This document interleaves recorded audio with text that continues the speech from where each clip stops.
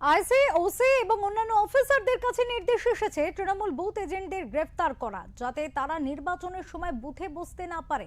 মঙ্গলবার পিংলার জনসভা থেকে এমনটাই চাঞ্চল্যকর দাবি করলেন মমতা বন্দ্যোপাধ্যায়। এই সমস্যার সমাধান হিসেবে বিকল্প বুথ এজেন্টদের তৈরি করে রাখতেও বলেন তিনি।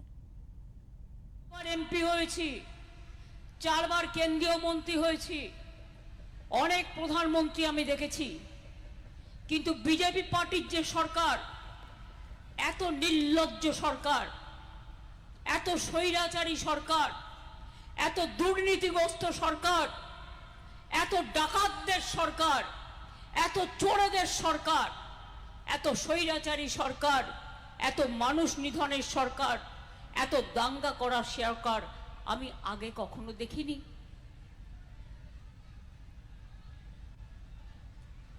এখন বলা হচ্ছে কি, আইসি থেকে ওসি থেকে শুরু করে যত অফিসার্স আছে ইনস্ট্রাকশন পাঠানো হয়েছে তৃণমূল কংগ্রেসের বুথ এজেন্টদের আগে থেকে গ্রেপ্তার করে নাও। কেন? তারা যাতে বুথ কেন্দ্রে বসতে না পারে। আরে প্যারালাল মেশিনারি তৈরি রাখতে হবে।